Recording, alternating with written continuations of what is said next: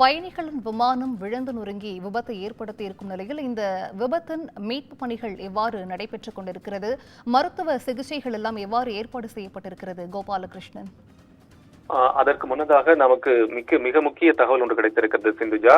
அதாவது இந்த விமானியில் 2 விமானிகள் இருந்திருக்கிறார்கள். அதில் ஒருவர் வெளிநாட்டவர் என்றும் மற்றொருவர் இந்தியாவை சேர்ந்தவர் என்பது தகவல் இருக்கிறது. இந்த விமானிகளுடைய அனுபவங்கள் குறித்தான தகவல்களை தற்போது டிஜிசிஏ என்று சொல்லக்கூடிய அந்த விமான கட்டுப்பாட்டு அமைப்பிலிருந்து புதிய தகவல்கள் வெளியாகி இருக்கின்றன. அந்த விபத்துக்குள்ளான ஏர் இந்தியா விமானத்தினுடைய விமானி சுமித் என்பவர் சுமார் 8200 மணி நேரம் விமானத்தை இயக்கிய அனுபவம் கொண்டவர். அதே போல மற்றொரு வெளிநாட்டு விமானியான கிளைவிற்கு 1100 மணி நேரம் விமான அனுபவம் கொண்ட அவர்கள் இருவரும் தான் இந்த விமானத்தை இயக்கி இருக்கிறார்கள். ஏனென்றால் போயிங் விமானத்தை பொறுத்தளவுக்கு அவ்வளவு எளிமையாக யாராலும் இயக்க முடியாது.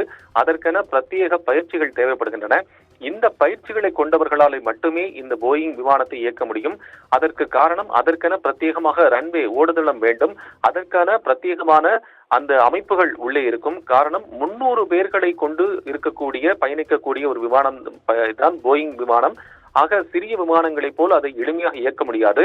இந்த காட்சிகள், இந்த கடைசி நேர காட்சிகளை மேடே கால் என்று சொல்லக்கூடிய அந்த அவசர கால் 1:39 மணிக்கு வந்திருக்கிறது என்பதை பார்க்கின்றோம். அவசரமாக கட்டுப்பாட்டு அறைக்கு விமானி சுமித் அதற்காக அவர் அழைத்திருக்கிறார். மேடே கால் என்று சொல்வார்கள். அதாவது இறுதி அழைப்பை அப்படி சொல்வார்கள். மேடே என்றால் ஏதோ அசம்பாவிதம் நிகழப் போகிறது என்பதற்கான ஒரு அறிகுறியைத்தான் மேடே என்று சொல்கிறார்கள்.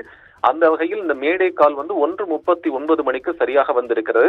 கட்டுப்பாட்டு அறையுடன் அவருடைய தொடர்பு 1:39 தான் இருக்கிறது. அந்த கருப்பு பெட்டியில் அவர் கடைசியாக பேசியிருப்பது பதிவாகி இருக்கும். அவர் டேக் ஆஃப் செய்வதற்கான முயற்சிகளில் ஈடுபடுகிறார். அந்த விமானி டேக் ஆஃப் செய்வதற்கான முயற்சிகள் இந்த கடைசி காட்சிகளை நாம் பார்க்கின்ற போது இந்த விமானத்தினுடைய அந்த டேக் ஆஃப் ஆக என்று சொல்லக்கூடிய மேலே எழும்பக்கூடிய அந்த காட்சிகள் இருக்கின்றன. மெல்லமாக மேலே எழும்ப முடியாமல் விமானம் தடுமாறி கீழே விழுந்து விபத்துக்குள்ளாகிறது என்பதைத்தான் பார்த்து கொண்டிருக்கின்றோம். ஆக அந்த விமானத்தை விமானி எவ்வளவோ முயற்சித்திருக்கிறார். மேலே எழும்புவதற்கான முயற்சிகளில் ஈடுபட்டிருக்கிறார்.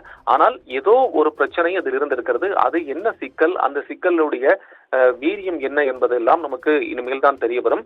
நமக்கு பல ஏஜென்சிகள் தகவல்கள் கொடுத்து கொண்டிருக்கின்றன. அந்த வகையில் தான் நாம் பார்த்து கொண்டிருக்கின்றோம். புறப்பட்ட 5 நிமிடத்திலேயே இந்த விமானம் விபத்துக்குள்ளாகி இருக்கிறது என்பதைத்தான் பார்க்கின்றோம். இந்த ஏர் ரூட் என்று சொல்லக்கூடிய அந்த விமானம் பயணப்படக்கூடிய அந்த தளங்களும் அந்த விமானம் பயணப்படக்கூடிய அந்த மேப் என்று சொல்லக்கூடிய வரைபடங்களும் அது தற்போது வெளியாகி இருக்கின்றன. புறப்பட்ட சில நிமிடங்களிலே, அதாவது ஒரு 5 நிமிடங்களிலேயே இந்த மேடே கால் வந்திருக்கிறது என்பதுதான் ஒரு வருந்தத்தக்க செய்தியாக இருக்கிறது. ஒரு மிக பெரும் பிளாஸ்ட் என்று சொல்லக்கூடிய அளவிற்கு அந்த வெடி விபத்து நேர்ந்ததை போல ஒரு விபத்து நேர்ந்திருக்கிறதை பார்க்கின்றோம். ஒரு 800 அடிக்கு சமீபமாக இருந்து அது இந்த விமானம் விழுந்து நொறுங்கி இருக்கிறது. 1:39 மணி அளவில் அந்த ஆபத்து குறித்த அழைப்பினை தலைமை விமானி, முதல் விமானி என்று சொல்லக்கூடிய அந்த விமானி அழைத்திருக்கிறார். ஆகவே அப்போதே ஏதோ அசம்பாவிதம் நிகழப்போகிறது என்பது அவருக்கு தெரிந்திருக்கிறது. அது மட்டுமல்ல, இதில் 10 கூட அவர்களுக்கு மிகவும் அனுபவம் வாய்ந்த இந்த 2 விமானிகளுடன் மீதம் இருக்கக்கூடிய அந்த விமானத்தில் அருகில் இருப்பவர்கள், அந்த பணியாளர்கள் இருக்கிறார்கள். அவர்கள் 10 பேர் இருந்திருக்கிறார்கள் என்று தெரிய வந்திருக்கிறது. இந்த சூழலில் தான் இந்த விமானி மிக நீண்ட அனுபவம், கிட்டத்தட்ட 8000 மணி நேரங்களுக்கு மேலாக அனுபவம் கொண்டவர் என்பதன் காரணமாகவே இங்கிருந்து லண்டனுக்கு செல்லக்கூடிய அந்த விமானத்தை இயக்கக்கூடிய ஒரு பொறுப்பு அவருக்கு வழங்கப்பட்டிருக்கிறது. 2 விமானிகள், 10 ஊழியர்கள் என மொத்தம் 242 பேர் இந்த விமானத்தில் இருந்திருக்கிறார்கள். இதில் இப்போது வரைக்கும் நாம் பார்த்தோமேயானால் 10 to 18 பேர் வரைக்கும் உயிரிழப்பு நேர்ந்ததாக சொல்லப்படுகிறது. ஆனால் உறுதிப்படுத்தப்படாத தகவல்களாகத்தான் இருக்கின்றன என்பதையும் பார்க்கின்றோம். தற்போது இந்த விமானம், லண்டன் புறப்பட்ட இந்த விமானம் மிகவும் விபத்துக்குள்ளாகி இருக்கக்கூடிய சூழ்நிலையில் மிகவும் வருத்தத்தை அனைவரும் பதிவு செய்து வருகிறார்கள். அந்த வகையில் டாடா நிறுவனம் தங்களுக்கு இந்த விபத்து நேர்ந்ததுக்காக, ஏர் இந்தியா விமானம் விபத்து நேர்ந்ததுக்காக தங்களுடைய ஆழ்ந்த கிரீஃப் என்று சொல்லக்கூடிய ஒரு துயரத்தை, துக்கத்தை அவர்களும் பகிர்ந்திருக்கிறார்கள் என்பதை பார்க்கின்றோம். டாடா குரூப் எக்ஸ்பிரஸ் கிரீஃப் என்று சொல்லக்கூடிய இந்த விமானம் விபத்து நேரிட்டதன் தொடர்பாக அவர்களும் தங்களது ஆழ்ந்த வருத்தங்களை பதிவு செய்திருக்கிறார் என்பதை பார்க்கின்றோம். 90 பேர் கொண்ட பேரிடர் மீட்பு குழு, நாம் முன்னதாக சொல்லியிருந்தோம், 90 பேர் கொண்ட அந்த மீட்பு குழு விரைந்து கொண்டிருக்கிறது என்று சொல்லியிருந்தோம். அவர்களும் இன்னும் சட்ட நேரத்தில் அங்கு வந்து விடுவார்கள் என்ற தகவல் தற்போது வந்து கொண்டிருக்கிறது. இதில் இந்த 230 பயணிகள், 12 குரூ மெம்பர்கள் என்று சொல்லக்கூடிய 12 இந்த விமானிகள் மற்றும் பணியாளர்களுடன் சேர்த்து 12 பேர் இருந்திருக்கிறார்கள். புறப்பட்ட 5 நிமிடத்திலேயே அவர் மேடே கால் என்று சொல்லப்பட்டிருந்தால் ஏன் இதில் விமானி அல்லது தொழில்நுட்ப வல்லுநர்கள் இந்த குழு முன்னதாகவே இந்த விமானத்தை முழுமையாக பரிசோதிக்கவில்லையா, அல்லது பரிசோதிக்கப்பட்ட போது அந்த பிரச்சனைகள் அவர்களுக்கு தெரியவில்லையா என்பது போன்ற பல்வேறு கேள்விகளை இந்த விபத்து நமக்கு ஏற்படுத்தி இருக்கிறது.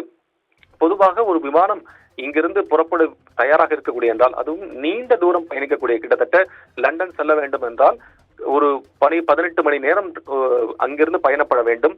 அப்படி பயணப்பட வேண்டும் என்கின்ற பட்சத்தில் அதற்கான பல்வேறு கோணங்கள், பல்வேறு அணுகுமுறைகள், பல்வேறு தொழில்நுட்பம் சார்ந்திருக்கக்கூடிய விஷயங்களை அதில் முழுமையாக பார்ப்பார்கள். இந்த விமானம் இப்போது உடனடியாக புறப்பட்டு செல்லக்கூடிய விமானமாக இருக்காது. பொதுவாக நீண்ட தூரம் பயணிக்கக்கூடிய விமானமாக இருந்தால் அது ஒரு நாள் முன்னதாகவே அந்த இடத்திற்கு கொண்டு வரப்படும். அந்த இடத்திலிருந்து போயிங் வகை விமானங்களை பொறுத்தளவிற்கு அதற்கென்று பிரத்யேக குழு மெம்பர்கள் இருப்பார்கள், குரூ மெம்பர்கள் என்று சொல்லக்கூடியவர்கள் இருப்பார்கள், தொழில்நுட்பம் சார்ந்திருக்கக்கூடிய வல்லுநர்கள் அதில் இருப்பார்கள். அதில் இருக்கக்கூடிய சாப்ட்வேரில் இருந்து அதில் இருக்கக்கூடிய மற்ற ஏவியேஷன் சார்ந்திருக்கக்கூடிய பல்வேறு விஷயங்களும் அதில் மிக நேர்த்தியாக வடிவமைக்கப்பட்டிருக்கும் என்பதால் அதில் மிக முக்கியமாக கவனிப்பதற்காக ஒரு பெரிய குழுவே அதில் இயங்கிக் கொண்டிருக்கும். அந்த குழுவினர்கள் இதை பரிசோதித்து பார்த்தார்களா இல்லையா, இணையத்திலிருந்து சரியாக தகவல்கள் போய்கொண்டிருக்கிறதா இல்லையா, இது போன்ற பல கேள்விகள் நமக்கு இப்போது எழுகின்றன. ஏனென்றால் ஏர் இந்தியா இந்த விமான விபத்தை தொடர்ந்து இருக்கக்கூடிய சூழ்நிலையில்தான் மற்ற விமான சேவைகள் எல்லாம் நிறுத்தப்பட்டிருக்கிறது என்பதையும் நாம் பார்க்க வேண்டியிருக்கிறது. ஆக தொழில்நுட்ப பிரச்சனையா அல்லது வேறு ஏதேனும் இதில் சிக்கல்கள் இருக்கின்றன போன்ற பல்வேறு கேள்விகளும் எழுதுகின்றன. அதைத்தான் நாம் உன்னிப்பாக பார்க்க வேண்டியிருக்கிறது. பிரதமர் மோடி விமானத்துறை அமைச்சரிடம் உடனடியாக அந்த இடத்திற்கு செல்ல வேண்டும் என்று உத்தரவு பிறப்பித்திருக்கிறார். அது மட்டுமல்ல, உடனடியாக இந்த விபத்தினுடைய அப்டேட்டுகள், அடுத்தடுத்த தகவல்களை, வரக்கூடிய தகவல்களை தனக்கு சொல்ல வேண்டும் என்றும் அவர் உத்தரவு பிறப்பித்திருப்பதாக தகவல்கள் வெளியே வந்து கொண்டிருக்கின்றன. இவ்வளவு அனுபவம் வாய்ந்த விமானியாக இருக்கக்கூடிய கேப்டன் சுமித் எப்படி இந்த விபத்து நேரிட முடிந்தது, எப்படி இந்த விமானம் விபத்துக்குள்ளானது, தொழில்நுட்பம் சார்ந்திருக்கக்கூடிய பல்வேறு விஷயங்களை அவர்கள் கவனிக்கவில்லையா என்பது போன்ற, என்றால் 8200 மணி நேரம் அனுபவம் கொண்ட அந்த கேப்டன் சுமித் சபர்வால் எப்படி இந்த விபத்து நேரிடக்கூடிய சூழலில் அவர் இயக்கினார் என்பது போன்ற கேள்விகள் வருகின்றன. ஆக இதில் இருக்கக்கூடிய சிக்கல்களை அல்லது பிரச்சனைகளை முன்னரே கவனிக்கவில்லையா? 240 பேர்கள், 230 பயணிகள் உள்ளே இருக்கக்கூடியார்கள் என்றால், ஆக அந்த விமானத்துக்கு தேவையான எரிபொருள்கள் எல்லாம் எவ்வளவு, அதாவது லண்டன் வரைக்கும் செல்ல வேண்டும் என்றால் எவ்வளவு எரிபொருள் அதில் இருந்திருக்கும், எவ்வளவு அந்த மக்கள் ஆசையாக ஒரு இடத்திலிருந்து மற்றொரு இடத்துக்கு செல்லக்கூடிய சூழல் இருந்திருக்கும். ஆக இவ்வளவும் இருக்கக்கூடிய நேரத்தில் ஏன் அதை கவனிக்கவில்லை என்கின்ற ஒரு கேள்வி தற்போது எழுந்திருக்கிறது. எப்படி இந்த போயிங் வகை விமானங்கள் மட்டும் விபத்துக்குள்ளாகின்றன, மற்ற விமானங்கள் எல்லாம் பாதுகாப்பாக எப்படி இயக்குகின்றன, இது வேறேனும் இதில் சதி திட்டங்கள் இருக்கிறதா, சதி இருக்கிறது போன்ற பல கோணங்களிலும் இது இந்த ஆலோசனைகள், இது தொடர்பாக இருக்கக்கூடிய அதிகாரிகள் ஆலோசனை ஈடுபட்டு வருகிறார்கள் என்பதையும் பார்த்து வருகின்றோம். விமானம் விழுந்து விபத்து என்று குறிப்பிடாமல் இந்த சம்பவம் என்று ஏர் இந்தியா குறிப்பிட்டிருப்பதாக ஒரு செய்தி வெளியிடப்பட்டிருக்கிறது. ஆக இது ஏர் இந்தியா ஏர் இந்தியா குறுஞ்செய்தியை பார்த்து வருகின்ற போது என்ன இது விபத்தா சதியா போன்ற பல்வேறு சந்தேகங்களும் இதில் எழுந்திருக்கின்றன என்பதையும் பார்க்கின்றோம். ஏர் இந்தியா போட்டிருக்கக்கூடிய ஒரு ட்விட்டர் பதிவு தற்போது பல்வேறு கேள்விகளையும் எழுப்பியிருக்கிறது. ஆனால் இப்போது ஒரு செய்தி வந்திருக்கிறது என்னவென்றால், இந்த டிஜிசிஏ என்று சொல்லக்கூடிய director general of civil aviation என்று சொல்லக்கூடிய அந்த அமைப்பு என்ன சொல்லியிருக்கிறது என்றால், மேடே கால் குறித்தாக எந்த ரெஸ்பான்ஸ் பதில் வரவில்லை என்பதும் சொல்லப்படுகிறது. இந்த விமானிகளை பொறுத்தளவுக்கு இந்த சீசன்ட் பைலட்ஸ் என்று சொல்வார்கள், அதில் மிக நேர்த்தியாக விமானத்தை இயக்கக்கூடியவர்கள் தான் சீசன்ட் பைலட்ஸ் என்று சொல்லக்கூடியவர்கள், மிக நீண்ட அனுபவம் பெற்றவர்கள் அவர்கள். அவர்களுக்கு எப்படி இந்த விபத்து நேரிடக்கூடிய ஒரு சூழல் உருவானது என்பது போன்ற பல்வேறு கேள்விகள் இதில் இடத்தான் செய்கின்றன. இப்போது காயங்களுடன் ஏராளமானவர்கள் அருகாமையில் இருக்கக்கூடிய மருத்துவமனைகளுக்கு அழைத்துச் செல்லப்பட்டிருப்பதாகவும் தகவல் வந்திருக்கிறது. இதில் என்னவென்றால், அருகாமையில் இருக்கக்கூடிய அழைத்துச் செல்லப்படக்கூடிய மருத்துவ வசதிகள் அங்கங்கே இருக்கிறதா என்கிற ஒரு சூழலும் இருந்திருக்கிறது. மேடே கால் 1:39க்கு வந்திருக்கிறது. புறப்பட்ட 5 நிமிடத்திலேயே விமானம் விழுந்திருக்கிறது. 845 அடியிலிருந்து விழுந்திருக்கிறது போன்ற பல்வேறு விஷயங்களில் எந்த விதமான நடவடிக்கைகள் சரியாக எடுக்கப்பட்டிருக்கின்றன என்று அங்கு விமானத்தில் பயணம் செய்திருக்கக்கூடிய உறவினர்கள் பல கேள்விகளையும் எழுப்பி வருகிறார்கள் என்பதையும் பார்க்கின்றோம். விமானம் விழுந்ததை விபத்து என்று குறிப்பிடாமல் இது ஒரு சம்பவம் என்று ஏர் இந்தியா குறிப்பிட்டிருக்கிறது. அதுவும் பல்வேறு கேள்விகளை எழுப்பியிருக்கிறது. இந்த விமானிகள் இப்படி நீண்ட அனுபவம் கொண்டவர்களாக இருந்த போதும் கூட எப்படி இது போன்ற ஒரு விபத்து நேரிட்டது என்பதில் ஒரு சந்தேகமும் வந்திருக்கிறது. அல்லது விமானத்தில் ஏதேனும் உண்மையிலே பிரச்சனை இருந்ததா, இது வேற ஏதும் சம்பவமா என்பது தொடர்பாகவும் அடுத்தடுத்த கட்ட விசாரணைகள் நடைபெற்று வந்து கொண்டிருக்கின்றன என்பதையும் பார்த்து வருகிறோம் சிந்துஜா. ஆனால் அந்த அகமதாபாத்தினுடைய விமான விபத்து மிக பெரும் ஒரு சோகத்தை ஏற்படுத்தி இருக்கிறது என்பதுதான் யதார்த்தமாக இருக்கிறது. ஆனா இது சிலர் என்ன குறிப்பிடுகிறார்கள் என்றால் 825 அடி உயரத்திலிருந்து விழுந்ததாக குறிப்பிடுகிறார்கள்.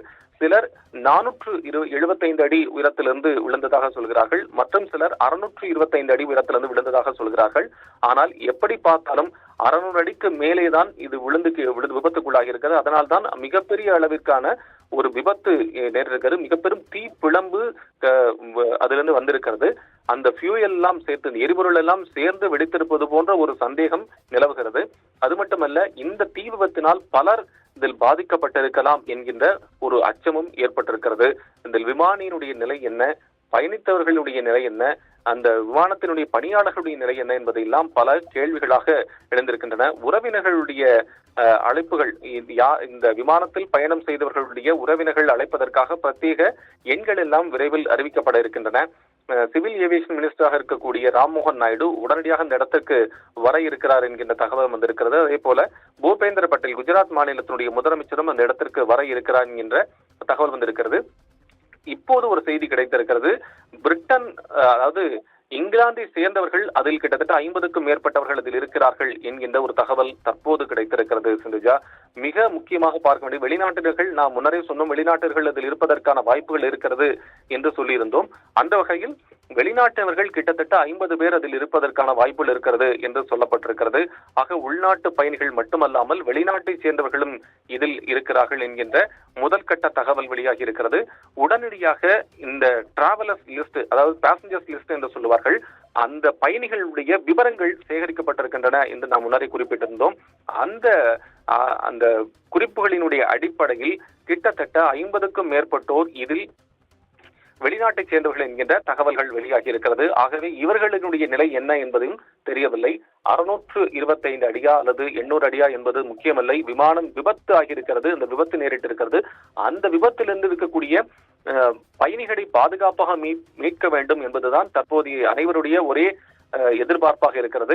ஆக இந்த எப்படி இது சம்பவமா அல்லது விபத்தா என்பதை தாண்டி அதில் இருக்கக்கூடியவர்கள் எப்படி மீட்கப்பட வேண்டும், அதில் இருக்கக்கூடியவர்கள் பாதிக்கப்பட்டவர்கள் உடனடியாக சிகிச்சைக்கு அளிக்கப்பட வேண்டும், அல்லது உயிரிழந்தவர்கள் என்ற அடையாளம் அவர்களுக்கு காணப்பட வேண்டும் உள்ளிட்ட பல்வேறு சிக்கல்கள் இருக்கின்றன. இந்த சிக்கல்களை எப்படி சரி செய்ய எதிர்கொள்ளப் போகிறார்கள் இந்த விமானப்படையில் அந்த தளத்தில் இருக்கக்கூடியவர்கள் என்பதையெல்லாம் நாம் பார்க்க வேண்டியிருக்கிறது. அடுத்தடுத்த அப்டேட்டுகள் உடனடியாக வந்து கொண்டிருக்கின்றன. அவற்றையும் நாம் அவ்வப்போது கொடுக்க தயாராக இருக்கிறோம் சிந்துஜா.